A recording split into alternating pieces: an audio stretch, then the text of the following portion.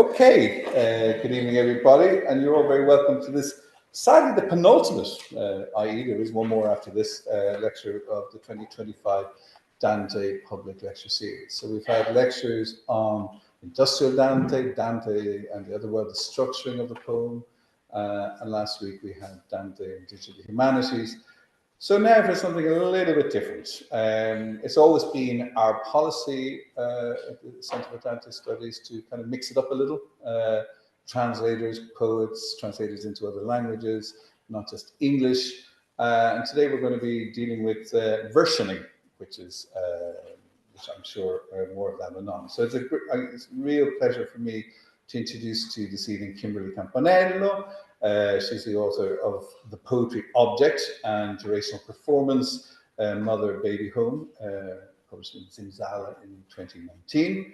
This year, Bloomsbury Poetry will publish her collection, An Interesting Detail. And she is an inaugural Markovich Award winner from Ireland's Arts Council and the Department of Culture, Heritage and the Gaeltacht for Sworn States, and that's with the Salvage Press in 2024, with Dimitra Zudus, is that right? Exidus, and Anne-Marie Caron, who you all know. And the Arts Council Ireland Literature Project Award for Sorry That You Were Not Moved in 2022. An interactive digital poetry publication in conversation with another Italian thing, Ito Calvino's Città Invisibili, the Invisible Cities, created in collaboration with Christodoulos Marcus and Fala Media. Her versioning of Dante's Commedia has been supported by the Devers program in Dante Studies at the University of Notre Dame. And extracts that would have appeared or are forthcoming in Firmament, Poetry Ireland Review, and Notre Dame Review. And she is also the professor of poetry at the University of Leeds. The title of her talk/performance this evening is Descending into Detail, Meanwhile in Dante's Commedia with the Poetry. So would you please join me in welcoming Kimberly.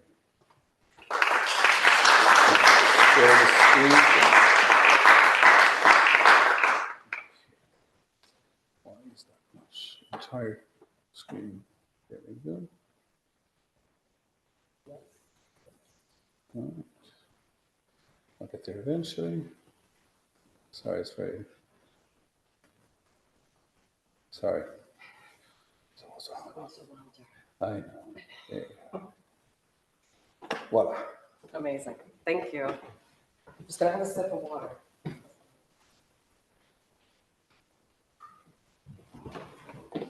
So thank you to Darren, to UCC, and the Irish Centre for Dante Studies for bringing me here tonight. And to all of you Danteisti who've been very welcoming to me as I interlope into your world, which is quite a detailed world, as the title of my talk would suggest. And for also putting on great content. I've been watching you all on YouTube from the bathtub, which is where I do all my research because of Parkinson's. So I tend to spend a lot of time watching academic talks about Dante with a lot of different sort of sense of bubble bath. And you guys have it, as last week's talk showed, a real sense of how to get Dante out into the world and how to think about Dante differently, which is really good because he's got a lot of baggage. So there's a lot to unpick. I don't think he would fit into the Ryanair little box with everything that he's carrying and his work is carrying. And so I see that Kenneth Clark is there from York, and many people have been so welcoming, Matthew Traherne and Valentina Mele from Leeds, and Ariel Saber from Johns Hopkins, and Tedelinda Berlini from Columbia, and just everybody I've met. So thank you for bearing with me and with the Poet K. And as George knows from seeing me in Sorrento, this is a new thing. So last May, I kind of started with this. But I didn't start properly doing any canti until June 2024. And if you want to know more about that, how it came about, you can pick up your issue of Poetry Ireland Review, edited by Jessica Traynor, which is at the Waterstones, where you can get it online. And I talk about it in more detail. What I didn't have in Sorrento when I met George and other Danteisti was my pocket Dante, which I now have. It's essential. I see Dara's got his And that's one of my favorite things, is the way people carry around these books so they can close read together. What if we all did that with things? You know, just sort of said, well, let's have a look without looking anything up online. So the brief version is, why am I here? I've never written about Italy or my Italian-American background because, in fact, I left Elkhart, Indiana when I was 18. And I suppose you could say I was ready to get away from it all. And in some ways, I came here because it seemed familiar and unfamiliar at the same time, but also because I had read all the Irish poets. I had the benefit of reading the Irish poets when I went to Butler University in Indiana, and of meeting and introducing Seamus Heaney and meeting and speaking with Maeve McGuckian and Lily Connell. And so coming here, even though I did a PhD in London, I actually was in Ireland most of the time and even got citizenship out of that. So I didn't speak Italian, despite my name. It had been changed from Bell's lovely name to doorbell, or buzzer, the thing that you ring as you enter the door, because I think my relative was taking the piss and wanted to be different from his brothers and wanted to say, I don't want to be the bell ringing, I want to be the thing that allows people in, doesn't. That was his sort of character. And so since that time, I started writing a kind of auto-fictional novel about that background, which is when I had to start speaking Italian and learning Italian, because I'd only ever heard really dirty words and a lot of dialect, which I thought was Italian, but as it turned out was a kind of mixture of a few different Pugliese dialects that made their way to northern Indiana because of the building of the New York Central Railroad. So hopefully that novel will eventually be published, and hopefully I'm speaking Italian più o meno better and better each day. So I should say, I was very lucky to read Dante, to read the Commedia, to read the Vita Nuova, to read the Aeneid, and to read everyone in English that Dante influenced in high school in Elkhart, Indiana, with my teacher, Mrs. Dewey, which that high school was very violent and very difficult for a lot of people. So it's amazing that we did that, and I wouldn't actually have reconnected with Dante if it wasn't for that experience. But it actually is true that I found a copy of Purgatorio in an actual cave in the town where my great-grandmother was born, in Voltrara. And I had gone there to finish that novel and to work on something more that I knew was calling me to do it. So there she is, and there's me on my first communion, which seems very apt to share. So she was born in 1894 and immigrated to Elkhart, Indiana, down the road from Notre Dame, Indiana, in 1914 on a ship called America, literally. And, you know, the name Indiana, bit of a, well, not just a misnomer, but a really bad idea, are the traditional lands of the Anishinaabe, the Potawatomi, and specifically the Pokagon Potawatomi, which all came about because of this guy, Alessandro Geraldini, who was one of the people who convinced Isabella and her husband to send that guy with the 3 ships to make the wrong turns and to misname and to misappropriate and pay very fast and loose with definitions and applications of those definitions, including of goodness and how to do it. So Geraldini also became the so-called first bishop of the New World, in inverted commas, in Santo Domingo. And that's where he died. But he was also the bishop of Voltrara, which is where Teresina was born.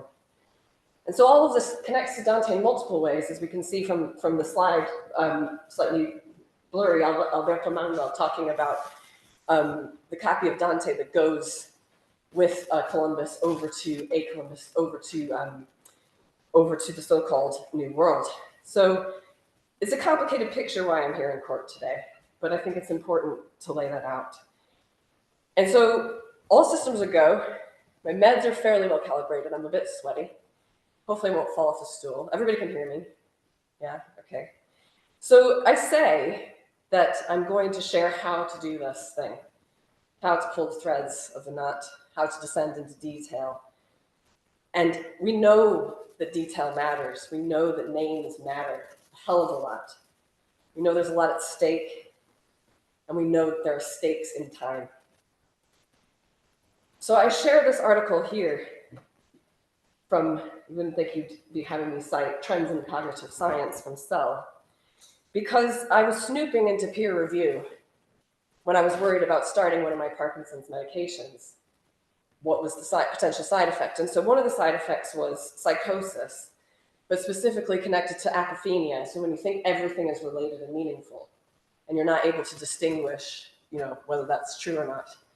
And I thought, well, this could be a problem, right? My favorite class as a BA undergrad student was the medieval vision poem, which is when I read Pearl, which is when I read the Roman de Rose, and all these wacky things that are vital today. So amen to periodicity. So I think the difference that I really like about this article that says certain forms of creativity arise not merely from an inability to disregard extraneous details, but also from the coordination between salient and executive network processes that detect, promote, and refine unconventional inputs into creative outputs. I suppose in other words, you got to do some fucking work, right? You got to pull it together. You cannot let the thing go. And I think that that's what ultimately I'm trying to do here. It has to be followed through. So I feel like if I can follow through with Dante, with this project, maybe I'm not having a psychotic side effect. So I'm doing this by writing all these connections. So I gave some examples. And I'm doing this by lyricizing the epic. So unlike Dante, I'm not becoming all the characters or updating all the characters or saying this guy is like that and Trump is this pope. I said the name, I didn't mean to. Maybe the last time you'll hear it. So I'm doing this, I'm making it an intimate process. And I'm bringing it to bear in real time, which my real time is a time of degeneration. And that's true. However I might appear on Instagram when I'm flying around. In between those times, I might not be able to make a cup of tea. So I'm happily sharing this on social media to anyone who wishes to give me their WhatsApp number, because I like to hear back. I like to hear back as I'm doing it, because that's as important to me as anything. Because ultimately, it's an old-fashioned method. I want to be a hero. I'm on a journey. But I'm ill, as are so many. And many more will be. And it's been a long time since, and I'm dignifying wounds and resurrecting, and I'm bringing the us and them together for a good sit down. I'm flying through time, or is it time zones? In this heaven, with all this knowledge and all these resources, all this stockpiled money, why such cruelty? Why such denial of kindness to others? Later on, you'll hear in Paradiso 1, the poet Kay asks this about her medications, about carbidopa, levodopa, which are capsules of paradise for me and many, of knowledge accumulated, and which are not in fact available everywhere, despite being known and understood for over 60 years. Meanwhile, none of this bodes well for techno-optimism. Meanwhile, I, they, you, us. So to trace the threads of the knot, to speak it is to feel it, is to see it. I'm going to take you through the process, through the thing itself, with the poet Kay. As the work is rooted in my subjectivity that is not into all else, there are certain resonances in Dante's text that I'm sure that you will recognize, for those of you who are Danteisti, but it doesn't really matter. It doesn't matter a toss, because I'm learning and living as I go along. And that includes the Italian language. So to answer the questions to start with, yes, I do read it first in Italian, but that doesn't mean I know what the hell is going on. Do you? So this knot, which is the title of my whole project, is not quite Dante, nor is it quite his Commedia, nor is it quite his reception, his baggage. It's searching through these formal and personal interventions, and so I don't want to create equivalencies. I want to create disturbances.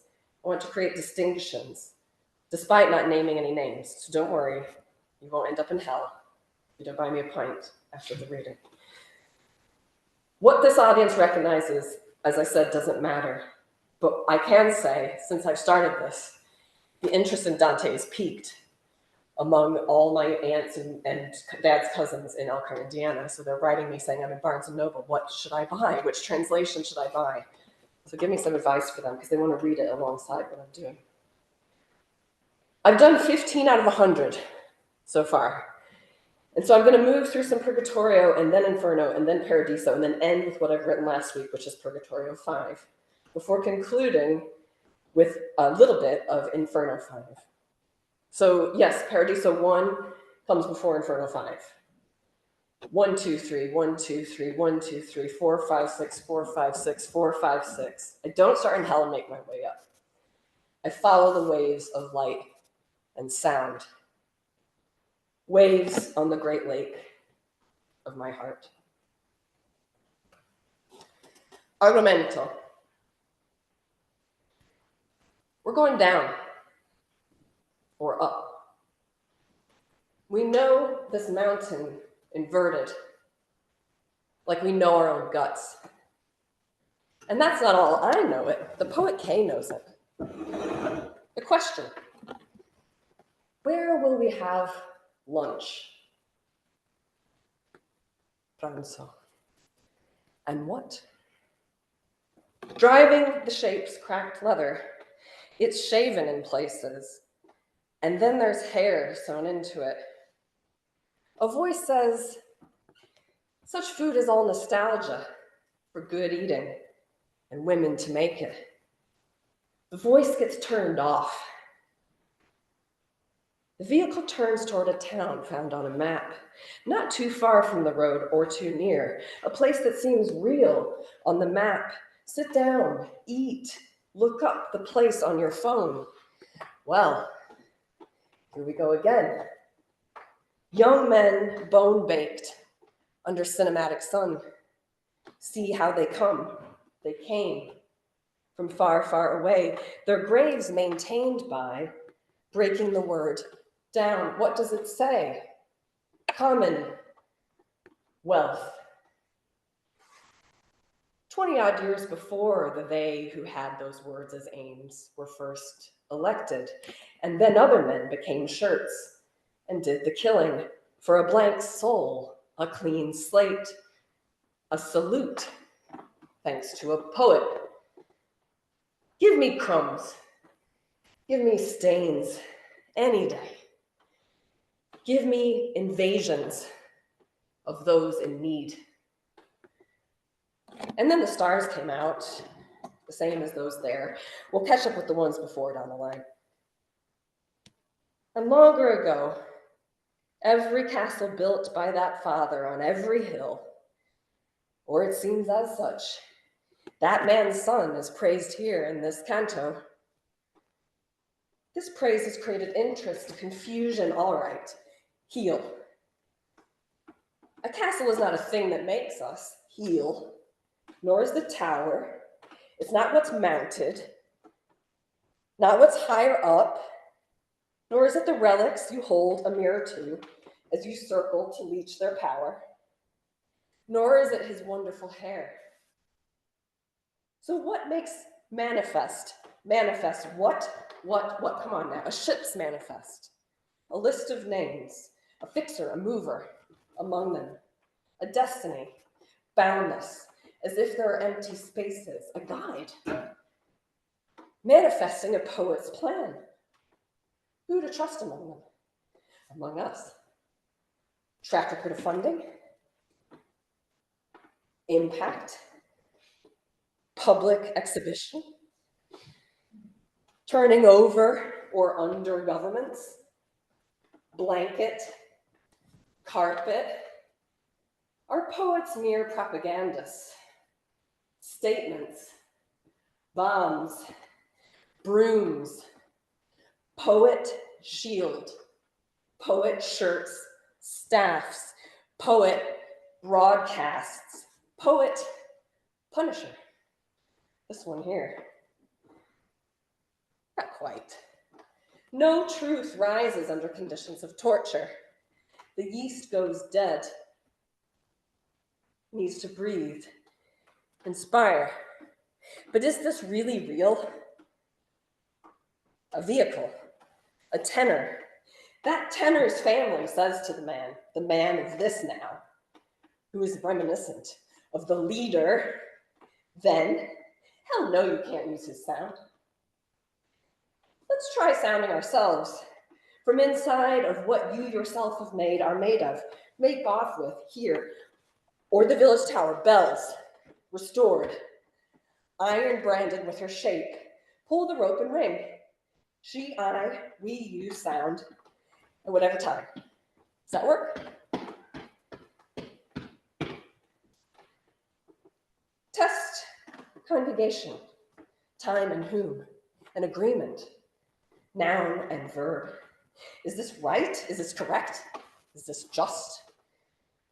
Our response, you make yourself understood. That is enough. Or take it easy, slowly, it will come. Poet me. Trust this poet crossing over another poet? Try me. I don't have to invoke a single figure or design a drape from scratch. I say that whatever is classic here or wherever is probably going to involve pain. A long line of, I merely say it again and again. Here and now. Here and now. This is it. I have no shield or shirts or staffs. I do not sift to punish. I say instead, until forever, that this is the great meanwhile, also known as. While I'm eating this here, a wild animal mixed with wine, cooked down for a long time, meanwhile I eat, meanwhile. What is happening to those there? A different time, a different meal, or none, a different smile, a smile that is a scream, and here below this seat is a cave. Who hid there then? Was saved? Whose body was laid out dead? When? Get humble in the face of this truth. It does not torture you. Details salve. The salve is what's under the skin. Clarified. Meanwhile, well mean, move away. Good luck, unblock. Hands up, heads up. Think on it. Dignify wounds. Resurrect. So as you can see, the argumento is quite argumentative. And then each section has its own canto as well. So that was the argumento of that. So one thing that I love, many people probably love, is Paradiso 1. And I think we can do this without too much explanation. So I'd like to read Paradiso 1, the actual canto, the version, the translation. So can everybody see that? Should I read it out? Is that okay? Canto. Glory overwrites again. Here and here and here. The one who moves grains, or is it waves? No matter, all is light. Bodying, you'll see. Just memory is spotty. I speak clear abyss. My mind treasures this holy stretch. Here's sun subjects my song to here's leaves. They do best to crown my head. Poets have tried, including me, to invoke for help that mountain or ring.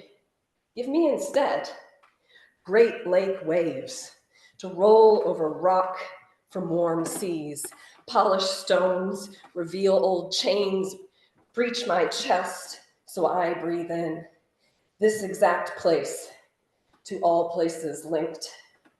Such power lent, I'll sign in shadow, such glory inscribed in my mind while I can.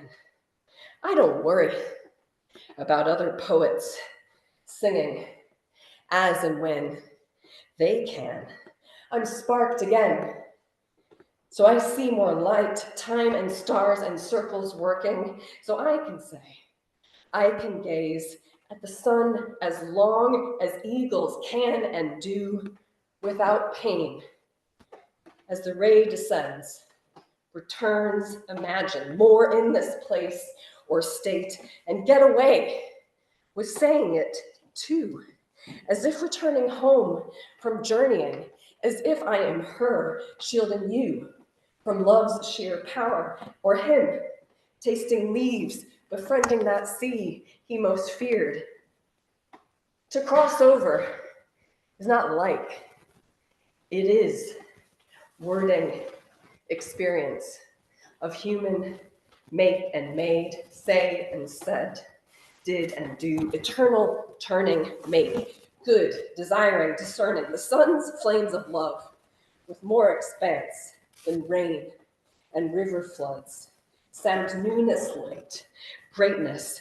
So I want to know the cause that is me, seeing me, soothing minds moving, open mouth saying, as visions come on, I keep looking, keep flying, earthing, returning, here is there is here, lightning, I do get worried, doubt futures, smile at warnings, get heavy, can't move. You've heard it in Canto 1. And so on. Pity me. You could. But I speak. Let me mother me. Not preach, order, delayed gratification, underlying reason. Here is the long game. Playing then, also here. Eternal work of now. You is me. Always, where it's quite simple. Go ahead and shake on it. Jumbled patterning of not fixing anything, becauseing. A long time since his heaven, desiring, knowing, and believe before so much living, so much wounding. Look here, a first person woman poet, speaking self-same soundings of brass blades leaning towards light. Here is everything. What I do and say about then changes now. Ship's port. What shared, if anything? Was it only taking? Who, what, there, then, now. Driving what, for where? Motivation, movement. Is this a great sea of being? Is this love? Is this good? Is this earth where I'm bound to notice you? Fire, to moon, to death, driving intelligence, animating calm. Shot through, shot down, all targeted, all hit. However far we try to get to explain, I'll come down to earth and say, here's a painting, a step taken. On the way, marveling more than intention predicted, neither here nor there. My flight inviting you yourself to read as flame, a mountain, a stream falling to, from, wherever you are. Not tell me that. So that's kind of the one. How am I doing for time? This is probably some weird combination of medication and the Inferno and whatever. So how am I? What do I have? Good. Okay. So as I mentioned, one of the things that happens in this is I have the poet Kay, who is on an adventure trying to deal with Dante. But I mean, I've had a few people ask, well, why Dante? Why the canonical Dante? You're a feminist. And I'm like, yeah, but like that's the point, isn't it? But also he contains and is so intertextual himself, and it's great. Like it's okay to have a text that you want to deal with. So that's my answer. I'm sticking to it. And anyway, I find in Dante, I suppose, the things that I think dealing with some of that baggage, that he was dealing with other baggage, but he was also inventing baggage handling. I don't know how far I can take this, but he wasn't inventing sort of limits on baggage. And I think that's kind of what we're here for, whether we're studying literature or enjoying literature or writing literature, whatever it is we're doing. We think that there's something here in language, and that's what Dante sort of learns at the end of the whole thing, which contradicts what he says before when he gets there. So it's okay. We don't have to make any sense. And I suppose one of the things that I wanted to do, some of the baggage that I wanted to deal with, as you saw in the first example, was the kind of, because of being in Italy, but also because of the way I found out that I have a family linked to the first podestà of Volterra, so the first non-elected mayor of the village, who married my relative when she was 70 and he was 76, because Mussolini was going to bring in some taxation if you didn't get married. So you married your kind of housekeeper as an abitudine. So I learned that recently. So I feel like, well, I have to descend into detail there. I have to get into the archives and look at that. But I also have to look at the maps. I also have to look at, where the Hesburgh Library is built that has this Dante collection, which is down the road from where I grew up, and how all of these things interconnect. You don't have to. It could be any thread. It's not like a special thread of mine. So one of the things that I did was I spent quite a lot of time in the Hesburgh looking at the maps, looking at the Scanlon collection of maps, which was interesting because Ted Cashy arrived and said, "Why are you looking at maps?" And I thought, well, I need to know where I am and how it's been described. So when you look back a bit at that slide here, you see this map in Italian by Zappa. I Paesi dei Selvaggi, and it lists the names. And it's from 1778. And it's not at all accurate to anything I've ever experienced. So in the commento, this is a bit of the commento of Paradiso 1, where the poet Kay, in the tradition of self-commenting poets, a narrator narrates the poet Kay doing what she's doing. So this is again where I'm from. The poet Kay was really here, by the lake, and in knotted threads of meanwhile, where words live and move. She is here. She breathes here in. The poet Kay came here to see the maps with traces of waves drawn by hands, wiping away and building up names and languages and the people who create them. Waves that bring more in. Hands noting trees, specific trees with specific names. Sometimes attempts to spell them. Sometimes these trees had not been seen, and so were not known in the language of those hands mapping, including this language, and the one from which these lines are crossed over. Hands get instructed by others, or inspired to move on their own. Hands moving over lands and waters, hands noting with surprise the tears of the people moved on from graves and lands and trees and deer, the people who gave words to these trees and verbs, including the difference between forced and remained. To remain, to last. This one did, but not as they hoped or were told had been planned. It's true, these people's tears were noted with surprise by those people's hands, even after such paradise had just been described in its division planned.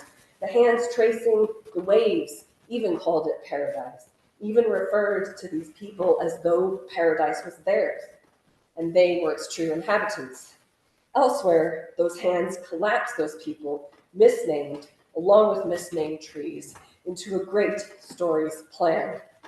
with comparisons and with silence, making them blanks or evidence of hell, despite what the hands themselves were doing and had done. And this went on, goes on and on.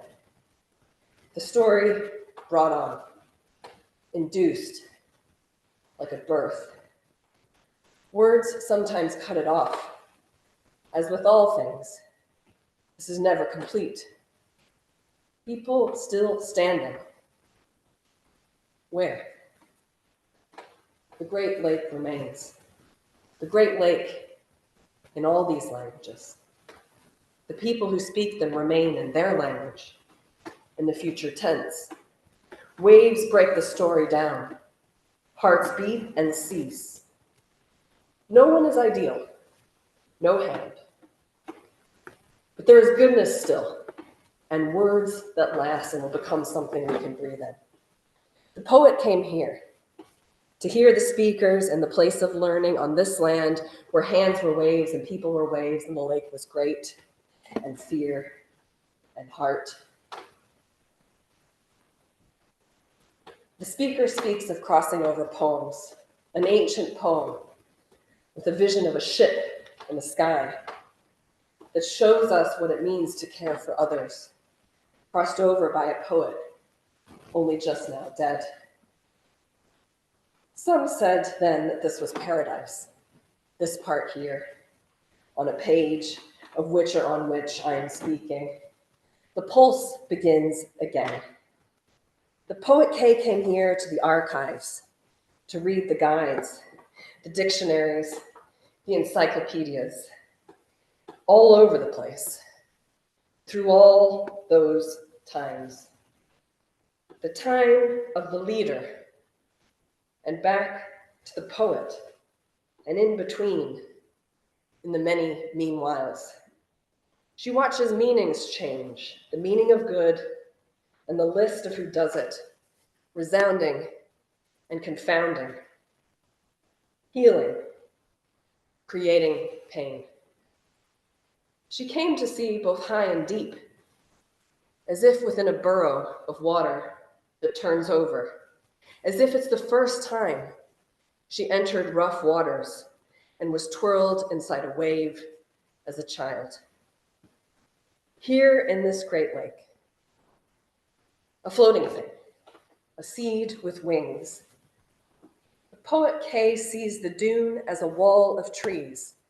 Outside this window screen, the house of her parents is an old hunting lodge, shielded from waves by the dune itself, and has no view of the Great Lake on the other side, until you climb up that dune and down to the water and look up again or out at now's waves. They turn over old stones like the one the poet K found on the first morning here, an old stone covered in ancient chains of coral tucked alongside new boulders. Boulders dropped by the crane's metal hands to reinforce the dune from high waves and harsher weather, all to protect those houses now perching on the tops of sands, houses on shifting sands. Until now, this was never done. Building houses on sand, sand where no one lives, despite outbuildings and extra kitchens and laundry rooms and chilling fridges. Hands have summoned boulders from far off places to be dropped in the Great Lake to protect empty rooms. The resistance makes each wave that arrives beat the shore with even more force. Poet K breathes this power, a force, a reminder.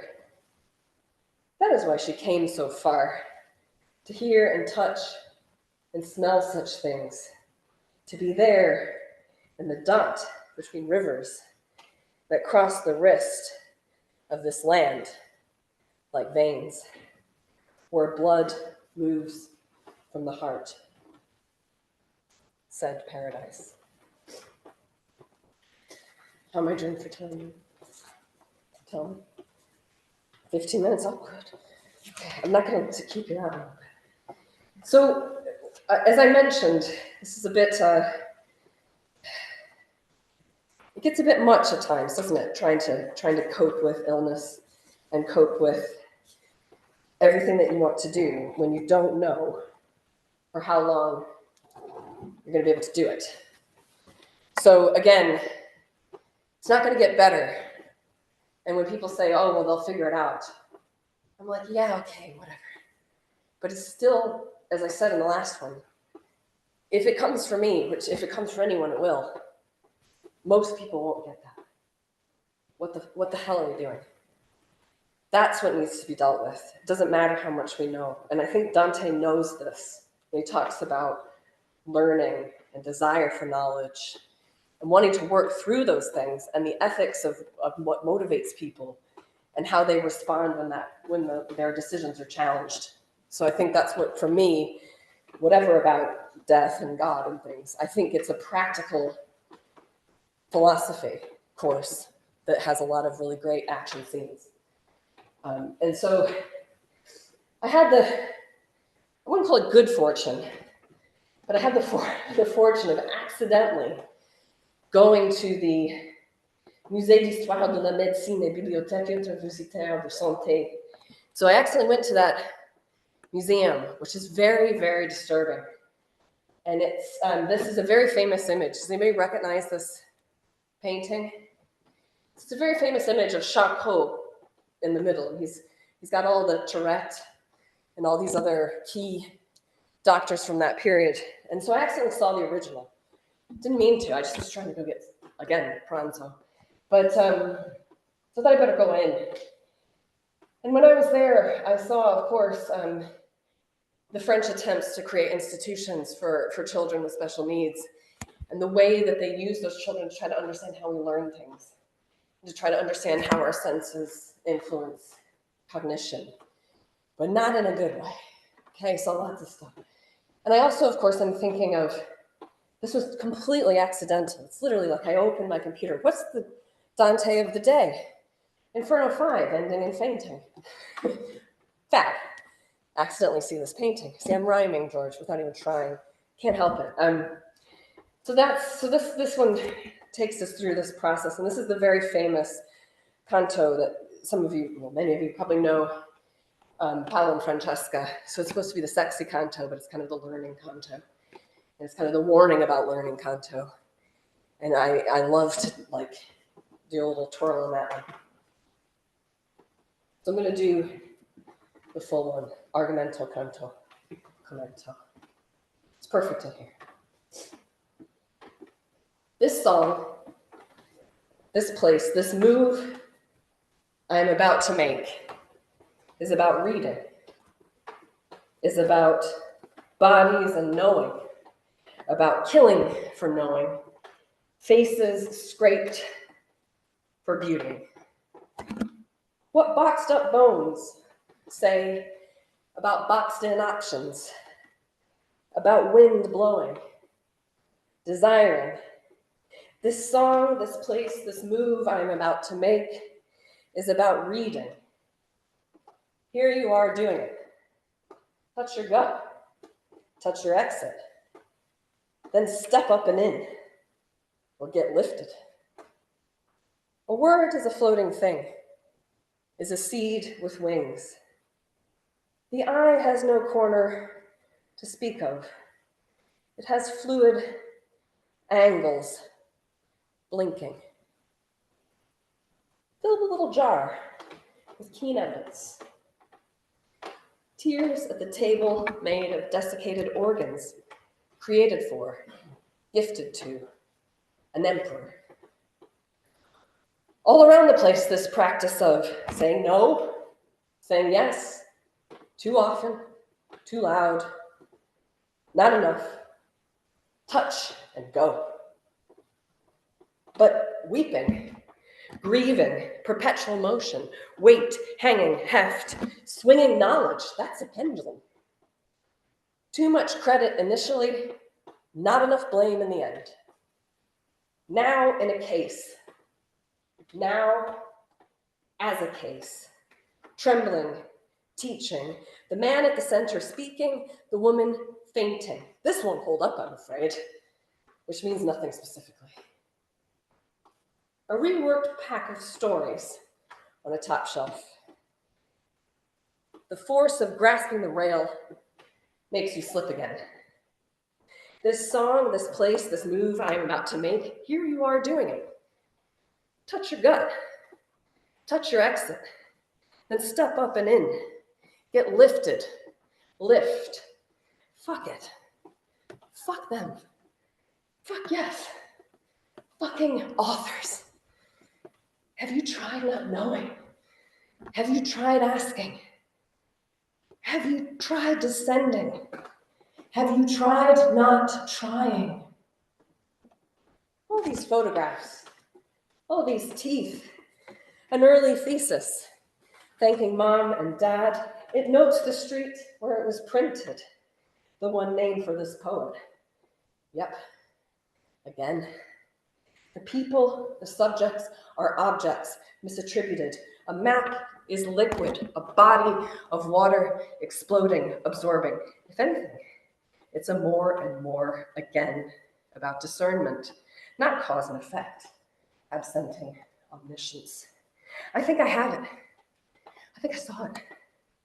Before these objects were lined up and captioned, all the toys disordered, teaching tying, just one knot, or the same knot done twice, feet, grounded. Rather this than change the fastening, the closing. Rather this than tracing here and there to me, to you, trying up with many and more, even more, many times over. The you, me, who is verbing, who cannot verb either, who used to verb, and now verbs more, if verb is verbed, who is terribly verbed, who others cannot verb.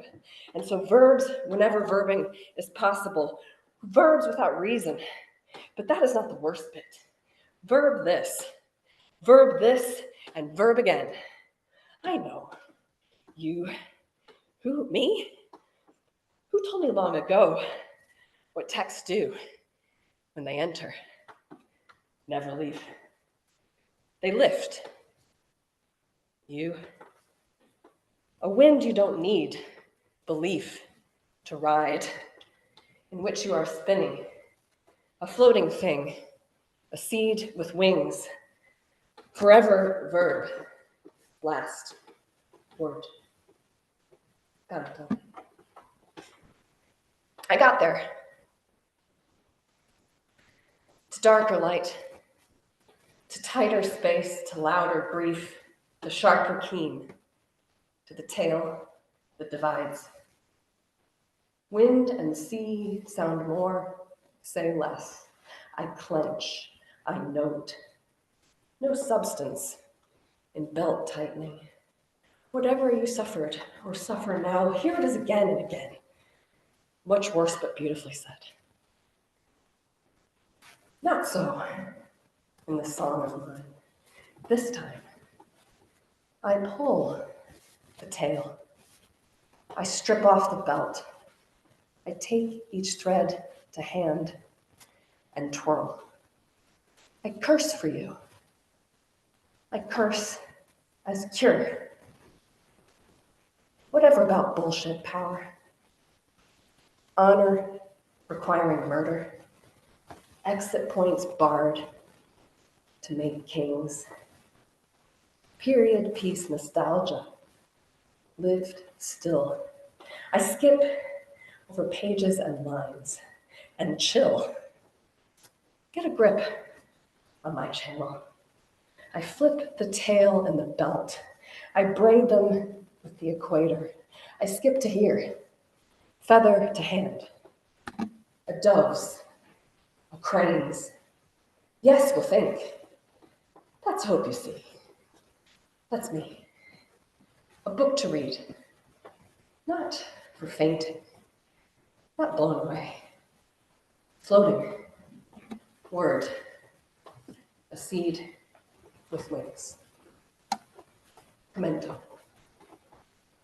The poet K has come back again, to the place where an emperor was crowned and another died. A commonplace, this. Could be anywhere, anytime. Remember that. The original war, the original king, the original language, the original faith. Common phrase, this. What are you talking about? Instead, try a phrase that means nothing yet. A newborn cry. A newborn cry is a wave, not a line, turning over stones covered in old change, polishing time with sail, made, then arrived, not before, the shore. Nor is the shore like it. It shifts and changes, and sometimes the land itself is flooded or washed away. When you step out of your vessel, it is the only time your feet will meet those exact grains. And your counterpart, whoever they seem to be, right then, now. The poet K lives in the city that becomes new. Across the sea, the new version of the city was then named for the fruit eaten at the beginning, the one the poet will speak of at the end, after the poet K has crossed over many, many more pages. Stay on. Stay on. Poet K is asked a few times why she goes so far, travels so much, speaks of these things, of the light that is here within us, and the lines we draw around it all day, all night. She pulls the threads, the lines, from the knot of this heart, this knot of pain, of fear. She toes the weight of these threads, whether she's in a library, or a bar, or a shop, or a sacred space, sometimes among ruins. And sometimes these threads are incredibly light. Ruins may be stone, or maybe flesh, or maybe a device, or maybe the last thought you had before all this came to your mind.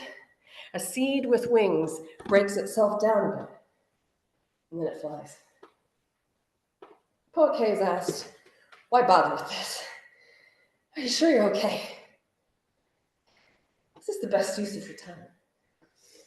Sometimes just getting dressed, just standing, just taking a step takes her breath away. Or at other times she sweats as if hell is her. And in fact, she is real. Do remember this. The voice asking again and again if the poet K is okay, that voice is herself. You get it. When you hear this or that word, you say to the poet K, I understand. You tell her this even if you've never learned such grammar, such syntax, such verbs, such whys, because it's true. So you see that the poet K writes this, crosses this over, so you will understand more than her. And speak it in words, waves, when needed, or just before. Thank you.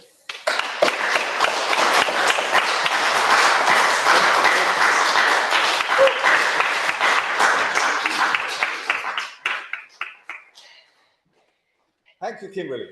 I think you'll agree with me, that was something quite extraordinary. This kind of a startlingly kind of protein versioning of Dante, and I think we have been treated to something. Just take a seat there. Yeah, that would be good. I Before I go realised down. that no, you're not going anywhere here. No, can I sit here? Oh, I got to sit there. Okay. There'll be some I'll have that. questions, I'm sure.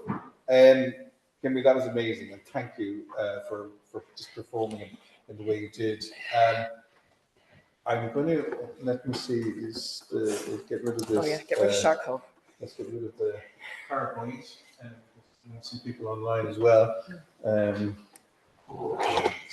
And obviously, we're going to open it up for questions. If anyone would like to question, if you're online and you want to raise your hand, that would be great. I'll just stop sharing. There we go. And of course, anyone new. But before we do, I one or two things I wanted to ask. First of all, we know, or you know, that Dante, as a poet, puts a lot of constraints on himself as a poet. So every line has to be a hendecasyllabic line, and everything is a third rhyme scheme, and all of that. When you're doing the kind of canty part, do you put constraints on formally in what you're doing, or is it looser or free, or what's your technique? It kind of depends on. Sorry, can you hear that? Okay. It kind of depends, or it does. It doesn't kind of. It does depend on the canto, and depend on what has happened in the argomento and what the form of that appears to be. So some of them I say it sort of arises, I would say. So it might appear quite visually loose, but actually there's a logic to it. Or it might be that there's some kind of numerological element to it. So I wouldn't say I am rhyming a hell of a lot. Canto 2 Inferno is a kind of spoken word jam. But I think it's also the sense of, I think when you listen to Dante, you can't help but arrive at some sort of, I often say to students that every poem or every line has its own formal constraint. You just have to sort of work out what it is. It's not that we're doing free verse as in like whatever. It's more like there's a lot more to think about, a lot more to work on, and a lot more to work with. So I think there is, but it may not look or sound immediately recognizable, but somebody will hopefully one day gloss it for me. So when we're teaching Dante, one of the first things you have to teach is that there's Dante poeta, Dante poet, and there's the Dante personaggio, the Dante character, and there's also narrator. But we won't get into the various levels of Dante. But talk to me about the poet Kay. Who is she? Yes, the poet Kay is really great because she's come about over a number of years. So there's going to be a kind of announcement about a kind of the Clark Kent of the poet Kay coming out in June. Okay. But stay tuned for that. The Clark Kent of the poet Kay is in Brittany, in France. Well, not in France, in Brittany. But so yeah, the poet Kay has kind of taken on a life of her own, in part because I suppose I grew up in Indiana, and I literally wanted to be a poet. So the thing that poets do is they craft personae in order to do this thing that's a bit silly, but also really important and fun. So it is a gesture, but it's not a new gesture. It's not postmodern. It's very old.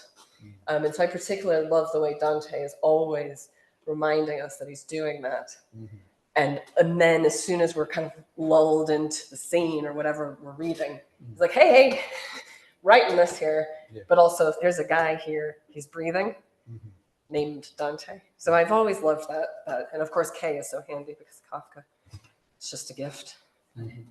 Yeah. And will the poet Kay encounter the former poetic self along the way, or? The poet Kay has spoken to Arthur Rimbaud's AI in Charleville-Mézières, and has asked a series of questions, including, were the weapons that you sold to King Menelik still around when Mussolini dropped chemical weapons? Which, of course, the AI responds, I'm not able to see beyond my end. So the poet Kay is talking always about learning as well, about the process of working through the material. There is in one of the canti, the conference in Sorrento, and the various things that people say. So there's kind of a very strong meta narrative as you get when you encounter Dante, that anybody can participate. One last thing with me, and then I'm going to open it out to people. By the way, if you are going to ask a question, you're going to have to get up here and speak into the mic, because there are people online that won't be able to hear you from back there.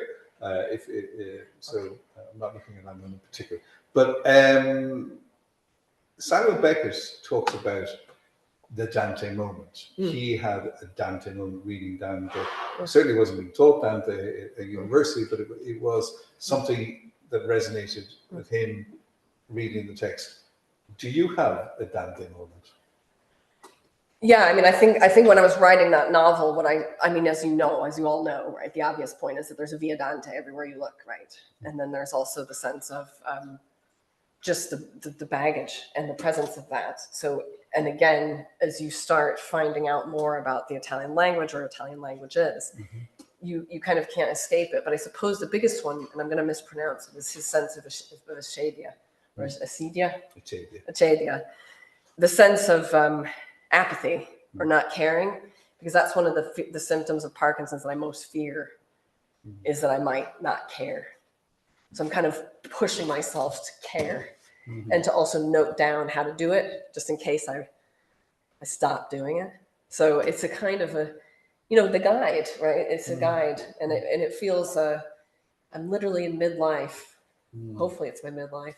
And I live Metzarenport, so at the middle of the street in dialect. That's where the old door is, and I'm in the mid. So it feels very apt. So I think the moment is, well, hopefully it will go on and on. Hopefully it will take me a long time. That would be good. Good place to be. Valentina Mailer's got a question. Oh, Vale. great. Ciao. Ciao. Can you see me? See. Okay. Ciao, everybody. So I have a question, and I think we started discussing this already, but I think this time you gave me more food for thought. So the question was about the epic, like possible epic trait of your long poem, or let's say long effort.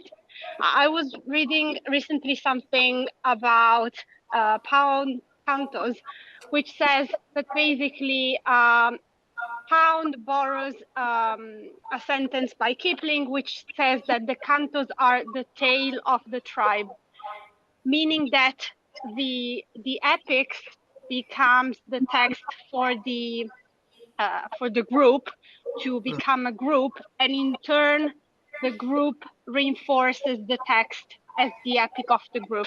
I don't know if I made myself clear, but my point is, after this very long introduction, is that of course there is a lot of plurality in your text, and of course I can hear that there's a lot belonging to you personally, but there's not only that.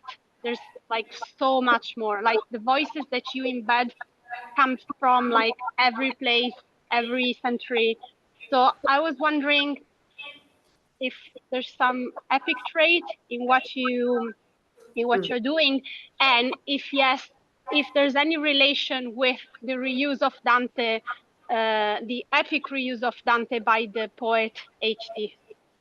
Oh boy, of course, that's where I was going to begin my answer. But thank you, Vale. So HD's been a real touchstone for me, HD's trilogy, since I was, I don't know, 25 years ago. But so I think the epic is definitely there. And I used to do the epic lecture at Leeds on the poetry module. And I would take that statement and related statements to suggest, the idea of the anti-epic, as undertaken by many Caribbean poets in particular, often influenced by Dante. Why did that have to be the anti-epic? Why can't that be the epic? The kind of, the other epics were the BS epics, right? The exclusionary epics. So I think the tribal element is just inherently strange, because that's kind of not how things work. But at the same time, in an epic, if what you're doing is going into deep, whether it's deep time, like, how far down do you want to go? But then it becomes very clear that, everyone is literally related. And that is the knot. So the idea of the epic or even the idea of Italy, or the idea of any of these questions, it's not that these things aren't important, the distinctions are important, but it's ultimately to say something specific about how we're connected rather than something specific about how we're not. And I think that is a really key distinction at the moment to make, is that we're not flattening, we're actually descending into detail. And so one of the things that keeps coming up for me, which was so interesting, we were downstairs with Joachim, is the presence of, in the area of Volterra, of the Saniti, and the way that they would engage in the ver sacrum, where they would follow different animals. So it was their way of kind of resettling overpopulated areas. They'd send out a whole group of people born in a certain year, and they had to go found a new village in the name of the toro or in the name of the bee or whatever. So you still have all these place names, but it's the same downstairs. You got these specific sort of shapes. And so I think for me, the epic is something about returning to the shapes. What are the shapes that we have, and what do they say to us? Because if we were really good at this, as HD was trying to say, I think a lot of stuff wouldn't have happened. So I think that, you know, I'm trying to strip it back, but keep it distinctive. I hope that's enough of an answer. Thank you. Thank you very much. And again from the north of England, we welcome Kenneth Clark. Kenneth? They're grilling me. Hi, Kenneth.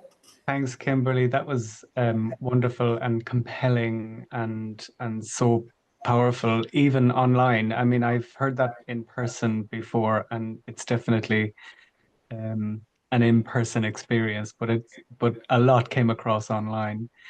I'm very struck by how important place is in this work, and how often you name places, and how often and it made me think about the way that how place and places are so important in Dante, in the comedy. The place of Florence as a city and all that that means, but also the many other places that are named in the poem. And I'm just wondering in what way Dante has become a way for you, in what way Dante's text is a way for you to be in a place, to recreate a place, and to kind of get to a place, really. That's great. I mean, I'm of course, you know, I'm going to say placeholder. You know, Dante acts as a kind of a.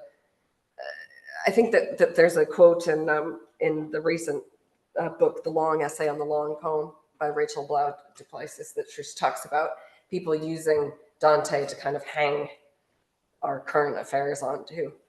But I kind of think it's for me anyway, it's more profound than that, because he kind of is setting an agenda, but the agenda is deeply imbued with everything that's occurred. I mean, as I keep saying, it's been a long time since, right? So much you know, wounding, you know, so you can't just, I know we do contextual reading, but obviously it has been a long time since. And so the placement of each canto as in a kind of agenda setting item allows me to, as I say in Canto 1, to see through reading, which is both seeing through reading, but seeing through reading. You know, so it's a kind of cautionary way of not assuming that you can map everything onto something else in the way that a prophecy might, that promises you something for all your suffering and for all your handing over of autonomy and power and you know, short-termism. So I think for me, locating it in the places and trying to stay with, even if you don't know the references, it doesn't really matter, because for me, somebody might look at it one day, but it's not meant, it's meant to sort of get the voice off, get the voice lifted, as I say in Inferno 5. And I think that, you know, as Dante's always, the shifting of the word, the making of the words is all we kind of have at the moment to try to sit down together and to not define it, but to riff it, I suppose, is the best I can describe it as. But yeah, I mean, I think if anybody invites me anywhere, you'll probably have your place end up in a in a canto, which is kind of fun.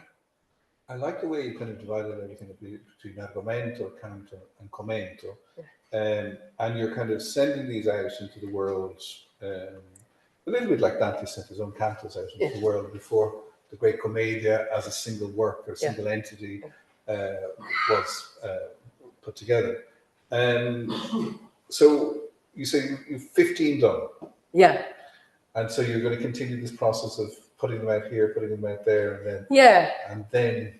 I mean, I put little fragments up on social media, which I've never been a person to do. But as I say, you know, I think I want to kind of have that experience of that, and to have some appear in literary magazines, but in full, with the whole encasement. Because you could just put the canto on its own, but as I think Kenneth has argued, the locating is quite important as well as an experience. So I don't know if it will be sort of the book one, which is called Beginning Imperfectly Wanting.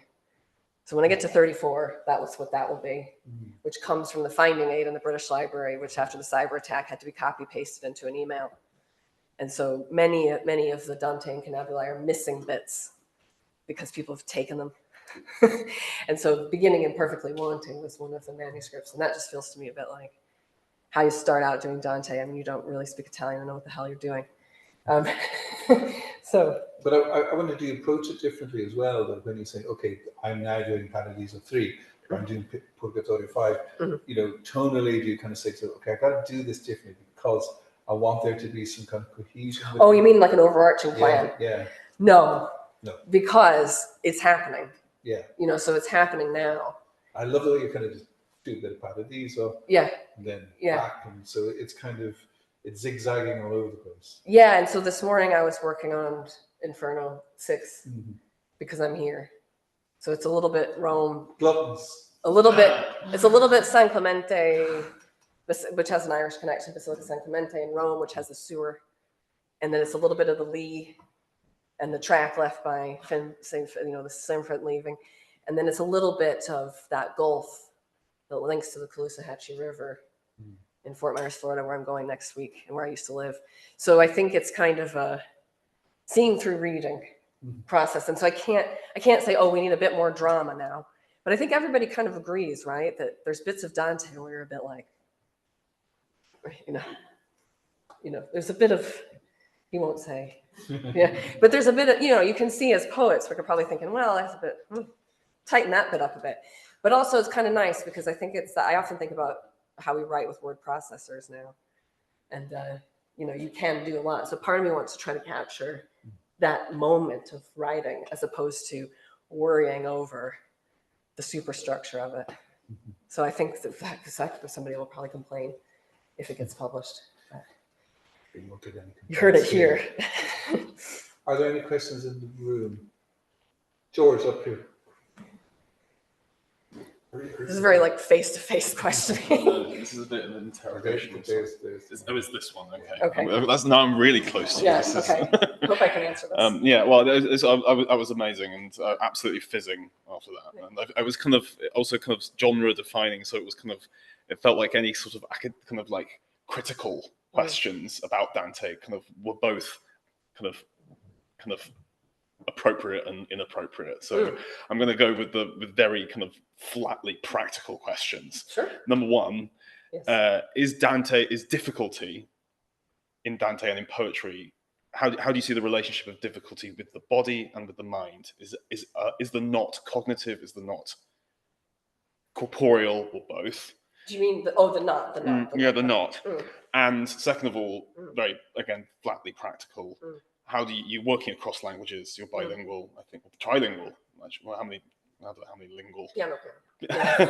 So, with an Italian source material and an English, primarily English response material, how do you view the relationship? How do you view your relationship across languages?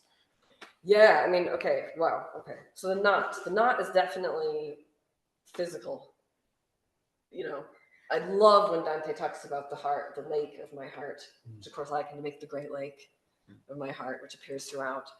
But I mean, the knot is surely physical, and he's constantly saying this: the shadow, the breathing, the blood. It's just so real. And yet, of course, we know. Well, maybe we know there's no whatever, but we just saw it, and we really enjoyed it. And so did he. So I think that's that thing of the physicality. Language is physical. It's not just conceptual. It's not just an idea. And I love the Pelagian heresy, which I hadn't really known much about until Dante makes you look down multiple angles. And I was like, God, if we'd had him, that would have been handy, right? It would have been really different, the sense that we were not born with original sin that had to be dealt with by Christ. I mean, you'd still have Christ, I suppose you have all that, but you wouldn't have that sense of shame at a gate or, that sort of situation. So the knot, yes, there's a knot. But what, you know, I kind of think, well, can we get outside this? I mean, I think that's where the AI question is really interesting, because I actually think part of what I'm trying to do is get people to write more and to make more words and to sort of touch language, because it can't do that really. It won't be able to, and it hasn't been in all these dusty basements in Italy. You know, so that might save us, right? The other thing, so that was one question. And the other question was about languages. I think I've always loved languages. I've always loved listening to other languages and watching and hearing radio, TV in other languages, and attempting to read in Irish and other languages. So I do read the Dante in Italian, but again, that's getting better and better each day. So maybe it will become more or less accurate, maybe more and more resistant, or I have no idea. But I've also spent a great deal of time with y'all and looking at, so the debate, you know, some of the debates in Dante are in this, because I'm attuned to those through the way that those are discussed, but also through the way they make me feel as a poet, which I know is why you all do this anyway, because you think about text as something that I would think gives people an affective, embodied response, as well as otherwise you'd just be journalists or something, you know. So I think that's the thing. It's like, it's good to get us back into the. Heaven forbid. Yeah, I always think like you'd just be writing copy, or you know. So I think does that answer the question? Yeah, that's great. And I think when I got my little pocket Dante, that came really handy, because I can just whip it out and sort of look at that, and not have the digital, which the digital is wonderful, but have the digital tactile experience. So yeah. Thank you. You heard it here first, folks. Go get yourselves a pocket Dante. Oxfam 1999. Okay, I think this is a good place to leave it. So just before we thank Kimberly one more time, I just want to remind you that our series will come to an end next week. So it'll be the fifth series. So I mean, I have people come up to me and say, you know, well, Dara, we've been doing industrial Dante, the structure of the world, and Dante and digital humanities, and versioning Dante. But what about the Hapax? Why are we not having a lecture on the Hapax? So, for your delectation, next week, George Rayson, who is an Ireland Research Postdoctoral Fellow, will be talking to us about the Hapax. The Hapax is words that are only used once, and I think it's going to be Paradisa 13 if you want to do a bit of pre-reading before next week's lecture, and I'm really, really looking forward to that, because not only is it part of our Dante lecture series, but it's also the School of Languages, Literatures and Cultures. We've had this series of talks by the various postdoctoral fellows, and George is the penultimate of those, and also the final one of our series. So it seems, to my mind, at least, a very good way to finish off this particular series. But I have to say that tonight was extraordinary, and we don't quite often we have lectures and people talk about how they translate things or why they translate things the way they do, but to hear this performed in such a way, it really was an extraordinary experience, and you put everything into it, and we are genuinely astounded and grateful for just gifting us this experience, and we look forward to more versions of Dante coming through over the next months and years. So please join me in thanking Kimberly for quite a wonderful, wonderful talk. Thank you.